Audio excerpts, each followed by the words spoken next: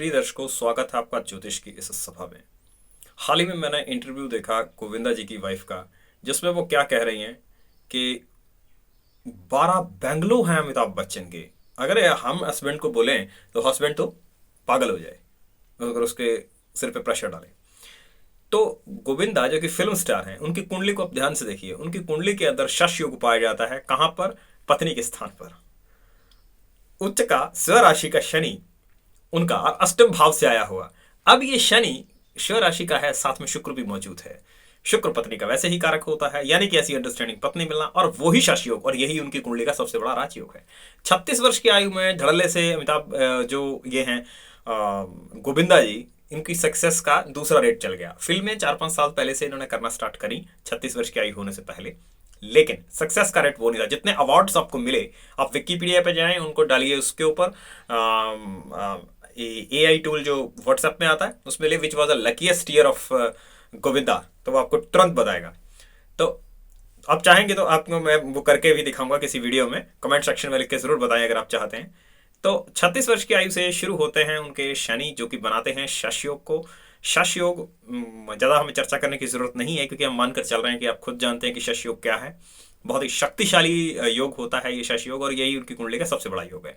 अब बात करते हैं अमिताभ बच्चन की। अमिताभ बच्चन देखिए बैंकरप्ट भी हो गए, लेकिन आज की डेट में इतने जो कह रही है कि 12 बेंगलो है।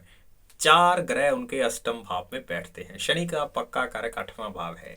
और ये आया कहाँ से है? लगन। लगन बैठा उनका चतुर्थ भाव में। चतुर्थ भाव का स्वामी बैठा सीधा अष्टम में, और अष्टम में 4 ग्रह बैठ गए और वहां से कहीं नहीं गए। अब 4 ग्रह, 4 या 4 से ऊपर ग्रह किसी की भी व्यक्ति की कुंडली में पाए जाए तो व्यक्ति मिट्टी का माधव भी क्यों ना हो, वह राष्ट्रीय अंतरराष्ट्रीय पर स्तर पर छा ही जाता है। ऐसा शास्त्र का मत है। अब अमिताभ बच्चन को आप देख रहे हैं कैसे फलित हो रहा है। एक समय ऐसा आया जब अमिताभ बच्चन बैंक हुए, भूल गए।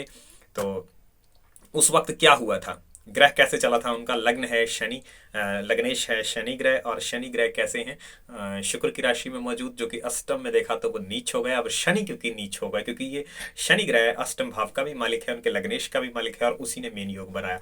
अब 4 ग्रह वहां बैठे हैं। अगर शुक्र कहीं नीच हो जाता है उनके साथ, तो वो तो विशेष फल देगा ना, विशेष पावर आ गई। इसलिए जब वो बैंक हुए, बहुत ज्यादा शोर मचा। 36 जमा 25 अब करके देखें तो एग्जैक्टली वही है जब वो कौन बनेगा करोड़पति आया करता था, और अमिताभ बच्चन बैंक करप्ट हुए थे।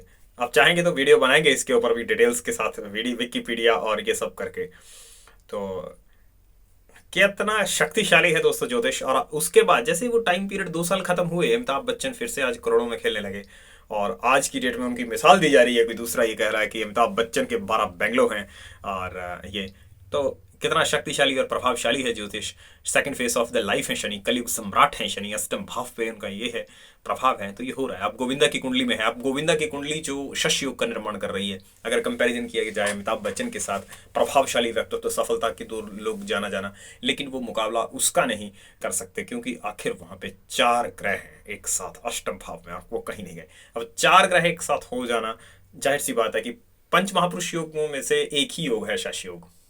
अगर 5 के 5 ग्रह बैठ गए हैं तो बुद्ध के इसमें बैठे थे, तो एक बड़ी चीज है। अब वो वहां पे शश योग का निर्माण है, यहाँ पे 4 ग्रह हैं। तो दोनों ने जो डिफरेंस आपस में ला दिया, सफल वो भी हैं सफल वो भी हैं, लेकिन दोनों ने आपस में डिफरेंस ला दिया।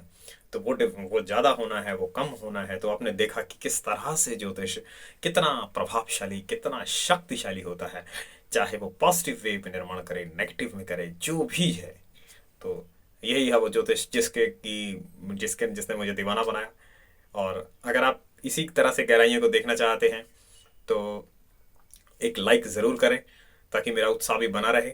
वीडियो अच्छी लगी हो तो, और कमेंट सेक्शन में लिख के बताएं कि और डिटेल्स आप किस कुंडली की जानना चाहते हैं। तब तक देखते रहिए आवाज़ ज्योतिष की। धन्यवाद।